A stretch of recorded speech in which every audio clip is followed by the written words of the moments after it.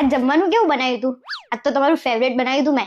અરે જોરદાર બન્યું તું મગનું શાક તો, અને ભાખરી તો જોરદાર બની હતી. પણ આજે તો મેં સેવ ટામેટાનું શાક અને રોટલી બનાવી હતી, તો તમારા ટિફિનમાં મગનું શાક અને ભાખરી ક્યાંથી આવી હે? અલ્યા યાર, ટિફિન બીજા ના લે, પેલા જોઈ લેવાનું તું મારે.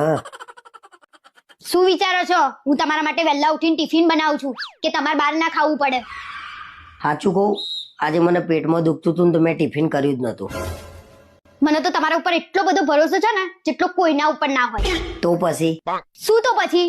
મને ભરોસો છે કે તમે બહાર જઈને ડોજું ભરી આયા છો. તમારું પેટ તમે કોઈ દિવસ ખાલી રાખ્યું છે? કાલે તારે મને ફરીથી પૂછવાનું કે આજે ટિફિનમાં શું બનાવ્યું તું. જો હું સાચું ના કહું તો તારે જે કહેવું હોય કહેજે બસ.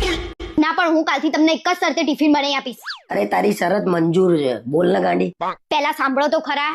કાલથી ટિફિન કરવા બેસો ને એટલે વિડીયો કોલ કરીને જ ટિફિન કરવાનું. Video call? આ વોટ્સએપ વાળાને તો ગોળી મારી દઉં ને એવું થાય છે.